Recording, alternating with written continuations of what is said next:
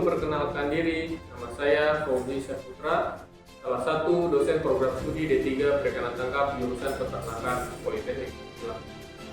Dalam kesempatan ini, izinkan saya menyampaikan pernyataan diri dosen dalam unjuk kerja Tridharma Perguruan Tinggi Bidang Pengajaran atau yang disingkat sebagai PDD UKTP. Salah satu mata kuliah yang saya ampu adalah mata kuliah penyuluhan dan komunikasi perikanan. Mata kuliah penyuluhan dan komunikasi perikanan memiliki bobot 3 SKS dengan 1 teori dan 2 praktik. Deskripsi mata kuliah penyuluhan dan komunikasi perikanan bertujuan agar mahasiswa mampu menjelaskan, memahami profesi dan kegiatan penyuluhan perikanan. Kemudian dapat menerapkan kegiatan penyuluhan perikanan kepada masyarakat. Manfaat mata kuliah ini, siswa diharapkan dapat menyusun rencana pelaksanaan penyuluhan, membuat media penyuluhan, dan mampu menerapkan teknik dan metode penyuluhan, serta dapat menggunakan komunikasi yang baik dan benar. Capaian pembelajaran pada mata kuliah penyuluh dan komunikasi perikanan adalah sebagai berikut. CPMK 1 pada aspek sikap, mahasiswa dapat berkontribusi dalam peningkatan mutu kehidupan masyarakat, berbangsa, negara, dan peradaban. CPMK 2 aspek keterampilan umum, mahasiswa mampu bekerja sama, berkomunikasi, dan berinovatif dalam pekerjaannya. CPMK 3 aspek pengetahuan, mahasiswa menguasai konsep pengenalan sosiologi masyarakat pesisir dan pengetahuan penyuluhan perikanan. Dan CPMK keempat yang terakhir, mahasiswa menguasai pengetahuan tentang teknik-teknik berkomunikasi. Kegiatan perkuliahan dilaksanakan selama 16 minggu dengan rincian sebagai berikut. Bahan kajian perkuliahan yang pertama mengenai pengertian dan tujuan penyuluhan perikanan.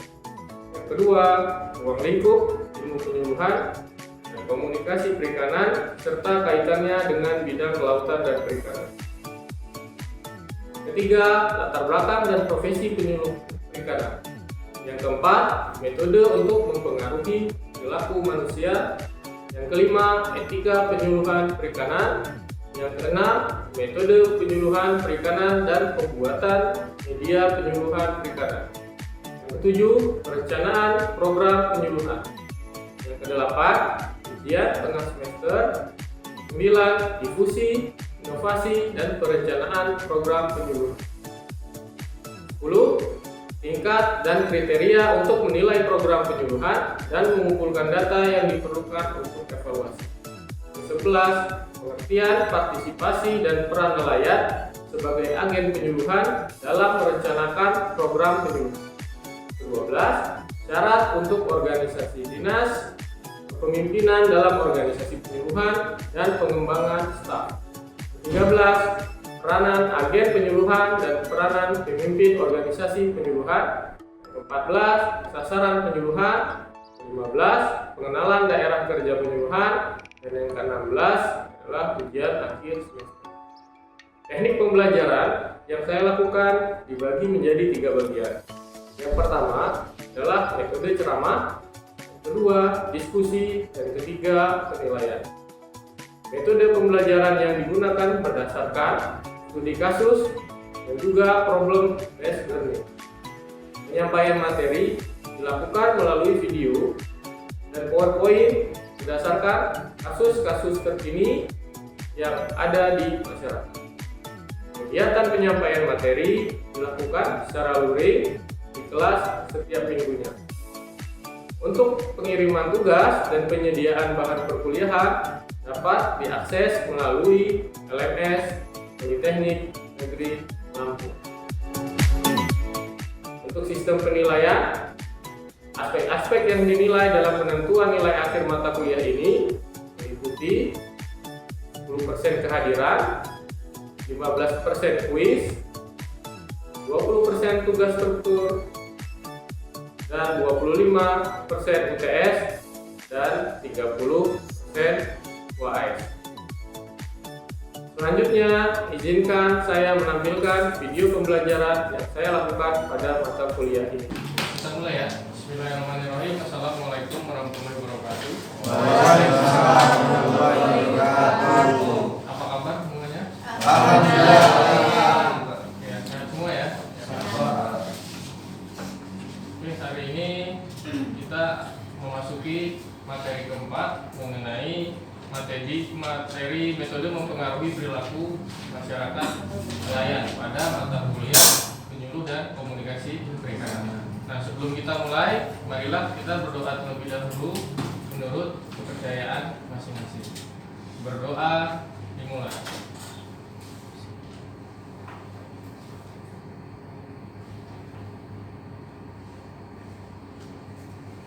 Berdoa selesai. Oke, sebelum kita mulai, saya ingin absensi terlebih dahulu. Yang pertama, Arif Prayoga, hadir Pak. Kaila. Oke, sebelum kita mulai materi pada hari ini, saya ingin menanyakan terlebih dahulu untuk materi yang sebelumnya itu apa saja yang sudah dipelajari.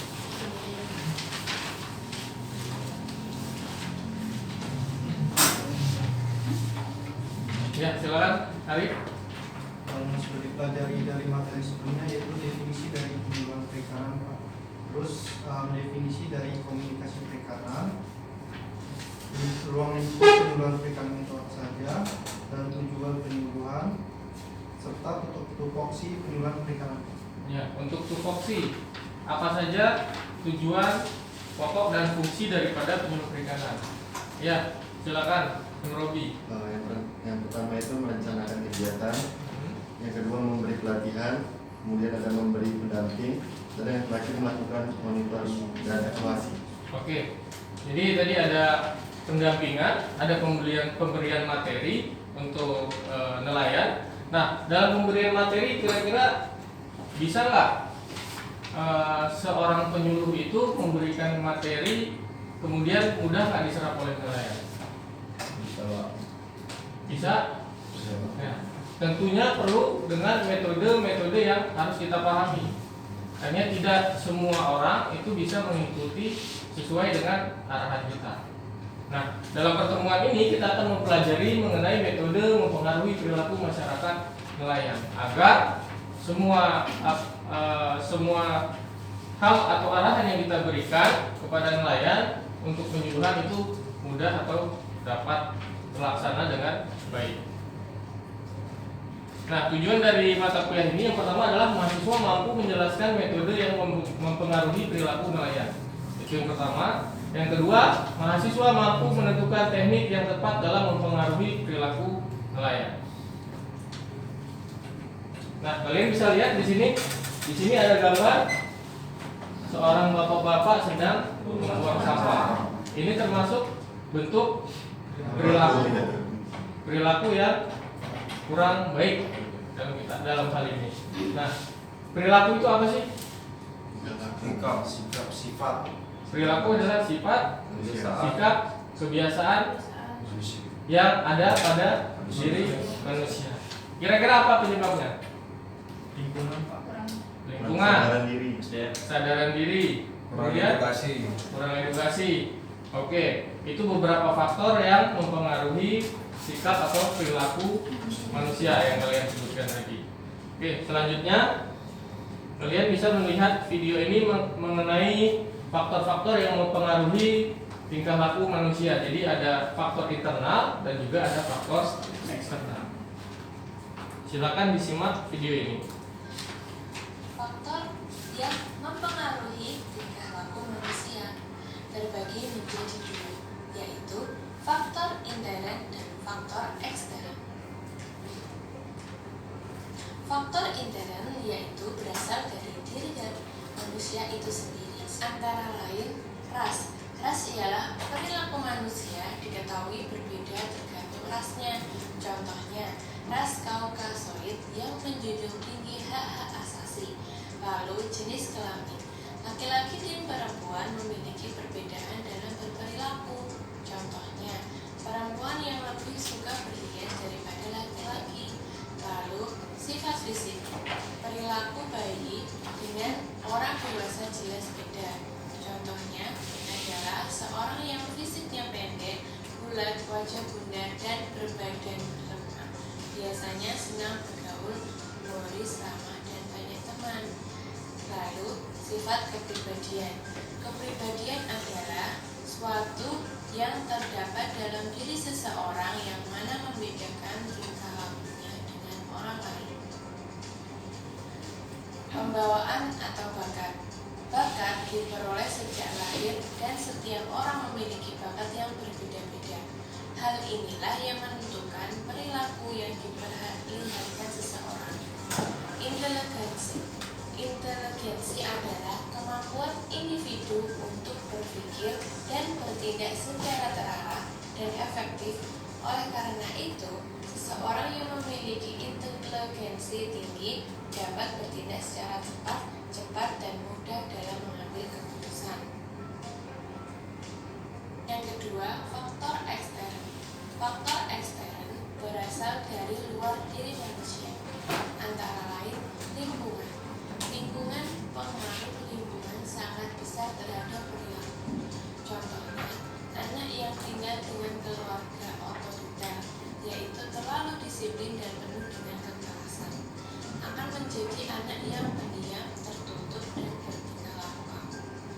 Ya, selanjutnya, pendidikan. Pendidikan mencakup proses kehidupan dan segala bentuk interaksi individu dengan lingkungannya, baik secara formal maupun non-formal. Yang ketiga, agama. Agama merupakan keyakinan hidup seseorang sesuai dengan norma atau jaringan agama. Sedangkan kebudayaan, seluruh gagasan atau karya manusia yang membiasakan dengan belajar. Lalu, sosial ekonomi. Tingkat sosial ekonomi seseorang. Oke, jadi tadi kita sudah lihat dari video ini ada dua faktor yang mempengaruhi perilaku manusia. Yang pertama adalah faktor internal dan faktor eksternal. Nah, di faktor internal itu tadi ada intelligence, kemudian apa lagi? Kepribadian. Oke. Nah, jadi itu adalah faktor internal, artinya faktor dari bawaan atau individu dirinya sendiri. Nah, sedangkan faktor eksternal ini yang berasal dari pengaruh dari luar atau dari lingkungan, dari pendidikan, dari agama, budaya, dan sosial ekonomi. Paham ya? Kita lanjut. Nah, ada beberapa metode dasar untuk mempengaruhi perilaku masyarakat dalam pembunuhan. Yang pertama adalah kita bisa menggunakan metode pemberian sanksi. Yang kedua adalah metode memberi atau trading, memberi dan bertukar. Kemudian ada metode kecerdasan, intelligence, dan yang terakhir adalah metode memohon. Nah, 4 metode ini merupakan dasar daripada untuk merubah perilaku manusia.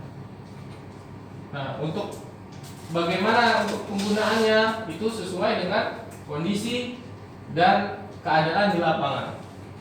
Ya, tapi untuk beberapa metode dasar ini itu memiliki beberapa prasyarat, antara lain. Nah, untuk metode pemberian sanksi, yang pertama, metode ini dapat dilakukan dengan syarat-syarat sebagai berikut. Yang pertama, individu yang memiliki kekuasaan. Artinya kita harus memiliki kekuasaan dulu untuk bisa memberikan sanksi.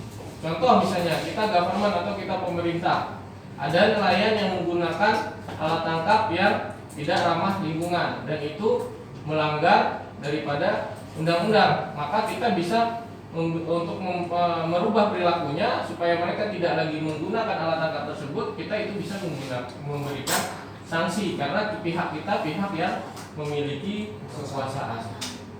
Nah, ketika kita setara tidak memiliki kekuasaan, maka kita tidak dapat memberikan sanksi, sehingga kita tidak bisa merubah perilaku daripada si nelayan. Nelayan tersebut akan tetap menggunakan alat yang salah sebelumnya atau alat yang tidak ramah lingkungan. Dan yang kedua adalah mampu mengawasi orang yang dipaksa untuk mematuhi perintah. Artinya ada orang yang mengawasi. Ketika kita memberikan sanksi tapi tidak ada orang pengawas di sana, maka kegiatan tersebut atau pelaksanaan hal tersebut tidak dapat berjalan sesuai dengan apa yang kita inginkan. Nah, selanjutnya untuk metode yang kedua ini memberi atau trading. Nah, metode ini dapat dilakukan dengan persyaratan individu sebagai berikut. Yang pertama, memiliki alat pertukaran yang dibutuhkan oleh masyarakat. Kemudian yang kedua, memiliki kemampuan penyampaian yang baik, dan yang ketiga adalah memiliki kredibilitas yang tinggi. Ini persyaratan individu yang wajib kita miliki pada saat kita ingin menggunakan metode trade atau pemberian. Nah, memiliki alat pertukaran, contoh, kita melarang nelayan menggunakan alat yang tidak ramah lingkungan. Oleh karena itu, ketika kita melarang, maka kita harus memberikan solusi. Solusinya seperti apa? Kita harus menggantikan alat yang tadinya kita larang dengan alat yang ramah lingkungan kita berikan kepada nelayan. Nah, itu juga memunculkan bahwa nelayan yang tadinya mungkinnya tidak mau, tapi karena kita melakukan trading pertukaran, jadi nelayan atau masyarakat nelayan itu mau mengikuti arahan kita. Nah, memiliki kemampuan penyampaian yang baik. Nah, tidak serta-merta kita tukar alatnya karena tidak ramah lingkungan dengan alat yang ini gitu. Tapi kita harus menyampaikan apa secara intelijensi, secara kemampuan kita menyampaikan, kecerdasan kita bagaimana bahwa alat ini risikonya ini Pak, tidak ramah lingkungan, misalnya dia merusak terumbu karang, dia merusak ekosistem di alam, sehingga ikan tidak dapat memijah. Nah, kemudian baru kita jelaskan bahwa alat tangkap ini kita tarik, kita memberikan penjelasan dan kita gantikan dengan alat tangkap yang baru yang lebih ramah.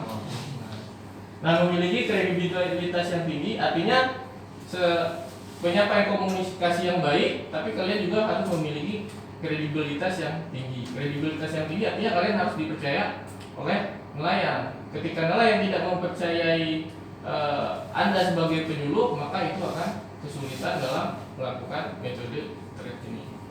Nah, selanjutnya metode kecerdasan, intelligence. Metode ini dapat dilakukan dengan persyaratan individu sebagai berikut. Yang pertama adalah memiliki pengetahuan dan keterampilan yang baik. Yang kedua, memiliki kemampuan penyampaian yang baik. Dan yang ketiga, memiliki kemampuan kontrol emosi yang baik. Nah, ketika kita berhadapan di nelayan, maka kita harus memiliki kemampuan yang baik pula, terutama dalam segi kecakapan kita di bidang perikanan sendiri. Yang pertama, memiliki keterampilan yang baik, itu kalian harus bisa menjelaskan seperti apa penyuluhan yang kalian sampaikan dan juga manfaat daripada penyuluhan yang kalian sampaikan. Contoh misalnya kalian ingin penanganan ikan di atas kapal. Ketika kalian tidak paham dengan materinya, tidak paham dengan permasalahannya, maka akan sulit bagi masyarakat nelayan untuk menerima instruksi atau arahan dari kalian atau penyuluhan dari kalian yang untuk diterima oleh nelayan. Nah, pada saat contoh misalnya penanganan ikan di atas kapal, kita harus bisa menjelaskan bahwa ikan itu merupakan sebuah produk yang tidak tahan lama. Oleh karena itu perlu ada proses pendinginan. Dan proses pendinginan itu kalian juga harus memiliki kemampuan. Ikan itu bertahan berapa jam, harus paham. Kemudian selama berapa jam mereka bisa tahan. Kemudian bagaimana tempat-tempat yang bisa kita gunakan untuk memperlama masa mutu ikan, seperti itu. Kemudian memiliki kemampuan penyampaian yang baik. Nah, ini di semua metode itu juga tetap memerlukan kemampuan penyampaian yang baik. Dan yang terakhir, memiliki kemampuan kontrol emosional yang baik. Nah, ketika kita berhadapan dengan masyarakat nelayan, terkadang nelayan ini tidak langsung mengikuti sesuai arahan kita. Nah, di situ akan terjadi sedikit perdebatan. Nah, untuk perdebatan ini itu perlu dilakukan kontrol emosi. Ketika seorang penyuluh perikanan itu memiliki emosi yang tinggi, maka topik yang akan disampaikan atau arahan yang akan disampaikan tidak akan bisa berjalan dengan baik. Malah nelayan cenderung pada pulang atau pada bubar, ya. Nah, kemudian metode memohon, ada metode memohon. Seperti apa? Kira-kira ada yang paham? Memohon. Ya, ini dalam kondisi dan situasi tertentu. Terutama metode memohon ini biasa kita gunakan untuk orang-orang tua. Nah, orang tua ini cenderung ketika kita memaksakan sesuatu kehendak atau kita mencoba mengajari mereka, itu cenderung mereka menolak. Tapi dengan Pak, saya minta tolong dong Pak, ini dilaksanakan seperti ini, mohon bantuannya, itu cenderung mereka lebih mudah menerima. Khusus pada yang kebanyakan hal ini terjadi kepada orang-orang yang memang jauh lebih tua daripada si penyuluh. Nah, di sini saya memiliki video. Nah, berikan pendapat Anda mengenai video di depan ini, kemudian kira-kira metode apa yang tepat kita gunakan untuk mengatasi permasalahan dalam video ini. Metode penyuluhan apa? Metode mempengaruhi perilaku manusia seperti apa yang cocok yang kita gunakan pada video ini.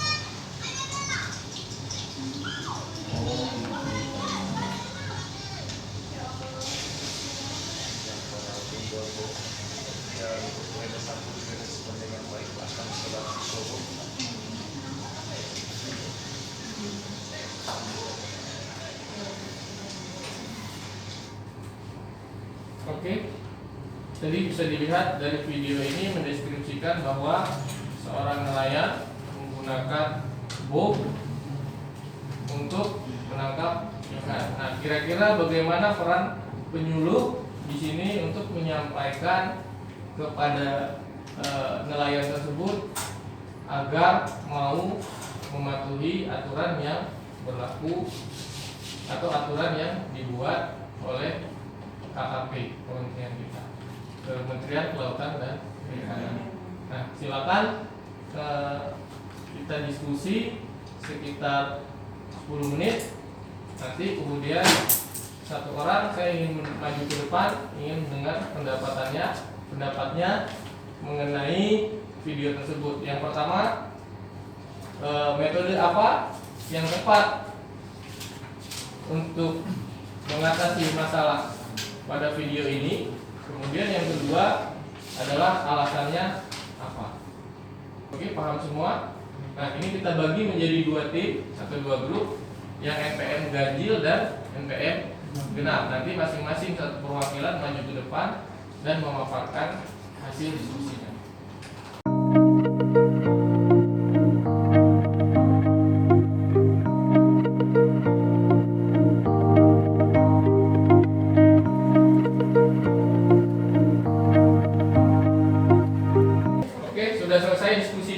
Sekarang pemaparan dari kelompok 1. Siapa yang akan maju? Ganjil, Pak. Dari kelompok 1.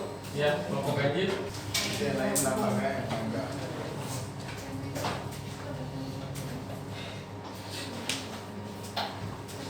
Ya, bagaimana hasil diskusinya? Silakan sampaikan kepada rekan-rekannya.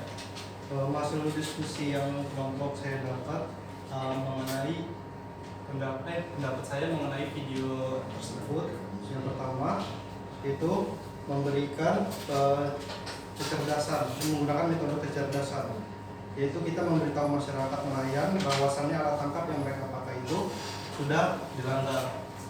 Terus yang metode kedua yaitu dengan cara memberi. Setelah melakukan pengedukasi pada masyarakat, kita sebagai penyuluh memberi solusi yaitu dengan mengganti alat tangkap yang sesuai dan ramah lingkungan. Dan metode selanjutnya itu dengan memberikan sanksi, Pak. Jadi kalau masyarakatnya masih istilahnya masih bandel dalam masih mengoperasikan alat tangkap bunyi tersebut, itu dengan cara metode memberikan sanksi. Oke, ada tambahan dari kelompok 1? Terima kasih kelompok 1, beri aplaus kepada kelompok 1. Nah, selanjutnya kelompok 2, persilakan siapa yang mau maju? Robo-robo. Robi ya. Duta. Assalamualaikum warahmatullahi wabarakatuh. Waalaikumsalam. Saya perwakilan dari kelompok 2 akan memberi pendapat mengenai bahaya pengeboman. Yang pertama itu kita memberitahu pentingnya bahaya pengeboman bagi lingkungan ekosistem laut. Setelah itu, memberitahu pentingnya bahaya pengeboman, kita memberi alat tangkap yang ramah lingkungan. Kemudian ada memohon dan meminta kepada para nelayan untuk mengganti penangkapan ikan dari pengeboman dengan alat tangkap yang ramah lingkungan seperti yang penyuluh. Oke, ada tambahan dari teman-temannya? Kelompok 2? Oke, kalau tidak ada, berikan aplaus kepada Saudara Robi. Oke ya, jadi dari berdasarkan materi hari ini kita bisa simpulkan bahwa untuk metode mengubah perilaku masyarakat, dalam hal ini masyarakat nelayan, itu dalam satu kasus itu kita bisa menggunakan beberapa metode. Jadi tidak hanya satu metode yang dapat kita gunakan pada satu kasus, tapi dalam satu kasus pun kita bisa menggunakan 2 sampai 3 metode, tergantung dengan kondisi dan keadaan yang kita perlukan di lapangan. Oleh karena itu penting bagi mahasiswa untuk mengetahui bagaimana peran penyuluh ketika dihadapi dengan kondisi-kondisi yang ada di lapangan. Jadi kita harus aware, kita juga harus dapat melihat kondisinya seperti apa. Nah, terkadang penggunaan metode ini juga dapat berubah sesuai dengan keadaan dan kondisi di lapangan. Jadi kita harus bisa menganalisis kira-kira ketika terjadi kondisi A, maka metode apa yang lebih tepat, ketika terjadi kondisi B, maka metode apa ya. Nah, ini ada sedikit bantulah orang lain, maka akan membuat Anda lebih dihargai dan mudah berkomunikasi. Nah, ini juga hal yang perlu dilakukan ketika seorang penyuluh perikanan itu terjun ke lapangan, ke masyarakat, maka seringlah membantu masyarakat sekitar, sehingga komunikasi kalian juga akan lebih mudah, dan juga untuk penyerapan, kemudian penyampaian materi itu juga bisa diterima dengan mudah oleh masyarakat, dalam hal ini masyarakat nelayan. Oke, sekian dari saya. Sampai jumpa minggu depan, dan tugasnya adalah membuat video penerapan metode yang tadi sudah kita pelajari, dan bikin satu penerapan metode dalam video. Ada pertanyaan? Izin Pak, izin bertanya. Ya. Untuk videonya itu kita beramai-ramai apa untuk sendiri, Pak? Boleh, penilaiannya individu, tapi boleh mungkin berkelompok dalam 2 atau 3 orang maksimal. Nanti boleh untuk pembuatannya itu berkelompok boleh, tapi penilaiannya nanti akan individu. Kelompoknya tadi yang tadi kita tentukan saja kelompoknya. Oke, ada lagi pertanyaan lain? Jika tidak ada, saya cukupkan sampai di sini. Terima kasih. Assalamualaikum warahmatullahi wabarakatuh. Waalaikumsalam warahmatullahi wabarakatuh.